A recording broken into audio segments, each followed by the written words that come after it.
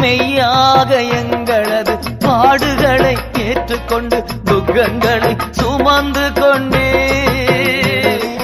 மெய்யாக எங்களது பாடுகளை ஏற்றுக்கொண்டு துக்கங்களை சுமந்து கொண்டே. ஐயா துக்கங்களை சுமந்து கொண்டே.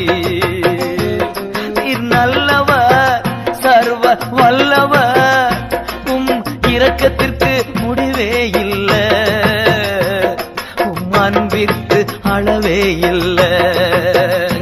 அவை காலைதோறும் புதிதாயிருக்கும்.